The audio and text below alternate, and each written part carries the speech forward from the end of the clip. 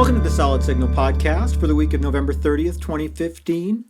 I'd like to give everyone a quick happy holidays, regardless of what holiday you celebrate. Hope that you have a great December, or even if you don't celebrate any holidays at all.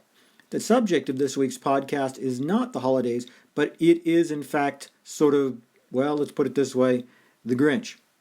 I'm talking really about the Disney Industrial Complex, as I like to call them. Those folks who seem to own just about everything having to do with your childhood or what you like to do on the weekends. Disney, in case you didn't realize it, owns the Muppets.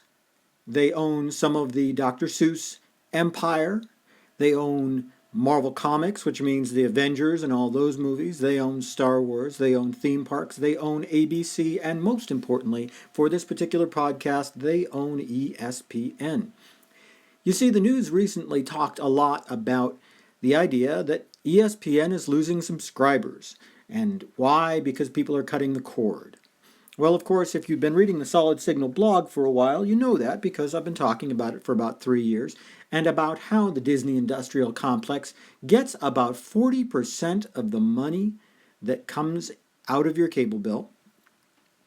You see, when you just add up ABC, Disney, ESPN, those fees are huge. I mean, you're giving a huge amount of money to Disney. That is, of course, unless you put up an antenna and decide to get free HDTV all by yourself. In that case, you're not giving a dime to Disney unless you visit one of their many theme parks or see one of their many movies, etc., etc., or visit a bar where they're watching ESPN. The point being that you're paying an awful lot to one company for the privilege of seeing essentially one thing. Mostly it's sports programming. If you don't care for sports programming, more power to you, but you should know that you're paying an awful lot for it anyway. And that's something that maybe needs to change. Maybe we need to look at how much money is being spent for sports programming in this country and how much of it really should be spent on other things. I'll admit I'm conflicted by this because I do enjoy watching the game now and again. I have my favorite teams, and just like you do, there's a certain thrill and satisfaction, a certain entertainment value that you can't get anywhere else, and I find that from watching sports.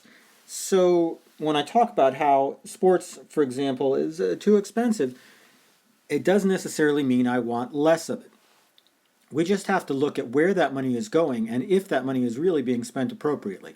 A lot of it obviously goes to the players, a lot of it goes to maintaining the stadiums, and a lot of it goes into the hands of the leagues themselves. And, as I said before, a lot of it goes straight to Disney. That's not a bad thing. It's not a bad thing for a company to be successful.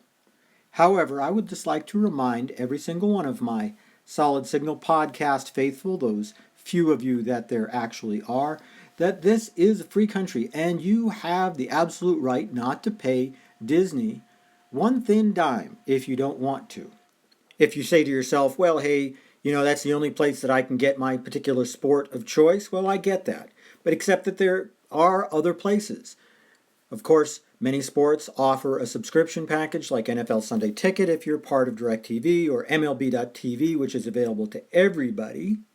And you're going to see that more and more. And that's why a general purpose sports channel like ESPN is quivering in its boots, because you'll find more and more that people can get the sports they want directly by contacting the league. That doesn't necessarily deal with some of the problems that are inherent in leagues, but that's a little bit beyond what I'm kind of hoping to talk about in this podcast.